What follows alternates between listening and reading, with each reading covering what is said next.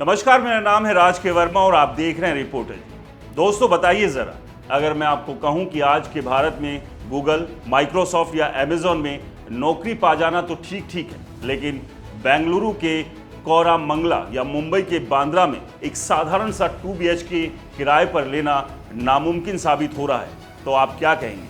हंसेंगे ना? लेकिन दोस्तों ये मजाक नहीं, ये 2025 की कड़वी सच्चाई है। जिस साल हम सोच रहे थे कि शायद प्रॉपर्टी मार्केट ठंडी पड़ेगी, उसी साल तो जैसे रॉकेट छूट गया। आज का वीडियो रियल एस्टेट की हकीकत बताएगा, क्योंकि अपना घर अब मिडिल क्लास का सपना नहीं, अमीरों का टॉय बन चुका है। तो चाय पकौड़े तैयार रखिए, क्योंकि आज हम डेटा के साथ, रिपोर्ट के साथ सारी सच्चाई खोल कर रखेंगे। आखिरकार दिल्ली NCR, मुंबई, बेंगलुरु, पुणे, हैदराबाद में घर हमारी औकात से क्यों बाहर होता जा रहा है और किराया भी आसमान छूने लगा है।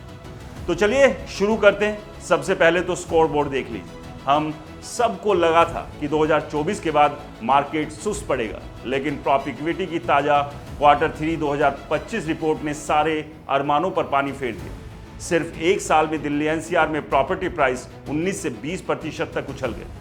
बेंगलुरु में 15 से 16%, मुंबई में 12 से 14%, पुणे हैदराबाद में भी दहाई अंक में बढ़ोतरी। अब जरा सोचिए, आपकी सैलरी इस साल कितनी बढ़ी? 8 से 10%, ज़्यादा से ज़्यादा 12 से 15%। अगर आप बहुत अच्छी कंपनी में हैं तो यानी आप जितनी तेज भाग रहे हैं, प्रॉपर्टी उससे डबल स्पीड से भाग रही है। नोएडा का सेक्टर 150, गुरुग्राम का गोल्फ कोर्स एक्सटेंशन, बेंगलुरु का व्हाइट फील्ड, वहाँ अब 2 BHK भी 1.5 से 2 करोड़ से नीचे नहीं मिलता।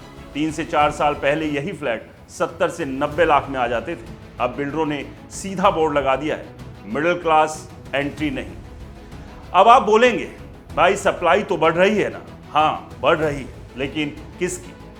एनरॉक की 2025 रिपोर्ट एकदम खौफनाक सच बता रही है। टॉप 7 शहरों में जितने भी नए प्रोजेक्ट लॉन्च हो रहे हैं, उनमें 62% से ज़्यादा लग्जरी और अल्ट्रा लग्जरी सेगमेंट के, यानी 1.5 करोड़ से शुरू।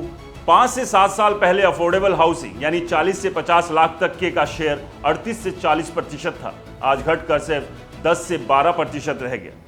बिल्डर को पता चल गया है कि मिडिल क्लास वाले 80 से 90% लोन लेकर भी हिचकिचाते हैं, कागज पत्तर से डरते हैं, लेकिन NRI या हाई नेटवर्थ इन्वेस्टर एक बार में 5 से 10 फ्लैट कैश में खरीद लेता है। तो बिल्डर क्यों मेहनत करे हमारे लिए 50 बाय 80 प्लॉट वाला घर बनाने में? सीधा 4 से 5 BHK लग्जरी टावर खड़ा कर दो, मार्जिन ज़्यादा, टेंशन जीरो, नतीजा आपके हमारे लिए घर बनाना भी बंद हो गए। और सबसे बड़ा पैराडॉक्स सुनिए, एक तरफ सरकार कहती है 47 मिलियन घरों की कमी है, लोग झुग्गी झोपड़ी में रह रहे हैं। दूसरी तरफ नाइट फ्रैंक की रिपोर्ट कहती है कि टॉप 7 शहरों में 5.6 लाख से ज़्यादा लग्जरी फ्लैट खाली पड़े। मुंबई में अकेले 1 लाख से ज़्यादा अनसोल्ड इन्वेंट्री है। क्यों? क्योंकि इन्वेस्टर ने खरीदा, ताला लगाया और बैठा है 20 से 25% सालाना रिटर्न का इंतजार करते हुए। घर अब छत नहीं, गोल्ड की ईंट बन गया है। जब तक घर को शेयर मार्केट की तरह ट्रीट करेंगे, कीमतें कभी नीचे नहीं आएंगी। अब जो खरीद नहीं पा रहे वो सोच रहे हैं चलिए किराए पर रह लेंगे, लेकिन दोस्तों वहां तो और भयंकर सीन है। 2025 में वर्क फ्रॉम ऑफिस 100% वापस आ चुका है। बेंगलुरु, पुणे, गुरुग्राम में रेंटल यील्ड अब 4.5 से 5% को पार कर रही है। मतलब लैंडलॉर्ड को किराया इतना ज़्यादा मिल रहा है कि वो राजा बनकर बैठे। इंदिरा नगर, कोरमंगला, बांद्रा खार, गुरुग्राम जैसे शहर में अब 2 BHK का किराया 60 से 80 हज़ार रुपये से शुरू। और सबसे मज़े की बात, अब तो रेंटल इंटरव्यू चल रहा है।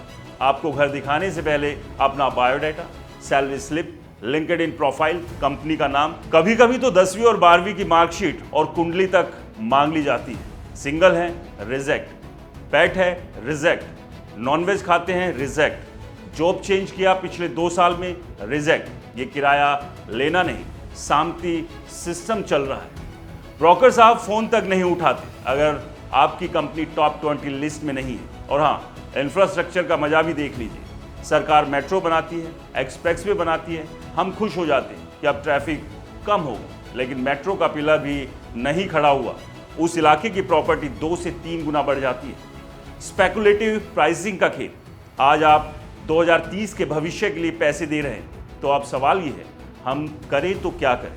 पहला, टियर 2 शहरों की तरफ देखिए, इंदौर, जयपुर, कोयम्बटूर, चंडीगढ़, लखनऊ, भुवनेश्वर, वहां अभी भी 50 से 80 लाख में अच्छे 3 BHK मिल रहे हैं। जिंदगी भी शांत की है। दूसरा, सरकार को जागना पड़ेगा। खाली पड़े फ्लैट्स पर वैकेंसी टैक्स लगे, अफोर्डेबल हाउसिंग पर GST 1% से भी कम हो, रेरा और सख्त हो। तीसरा, और हाँ, अपनी EMI की प्लानिंग अभी से शुरू कर दी, क्योंकि 2026-27 में तो और महंगा होने वाला है। दोस्तों, अपना घर होना बेसिक जरूरत नहीं, लग्जरी बन गया है। मिडिल क्लास कितना भी प्लान कर ले, कितनी भी SIP डाल ले, उसका घर या तो बजट से बाहर है या ऑफिस से 50 किलोमीटर दूर। आप कमेंट्स में बताइए, आपका 2026 का प्लान क्या है? EMI का जुआ खेलेंगे या रेंट की गुलामी करते रहेंगे? तो दोस्तों, इस मुद्दे पर आपका क्या कहना है, हमें कमेंट्स में बताएं। वीडियो पसंद आया हो तो इसे ज़्यादा से ज़्यादा शेयर करें, लाइक करें और हमारे चैनल को सब्सक्राइब और फॉलो करना बिल्कुल ना भूलें। नमस्कार, जय हिंद।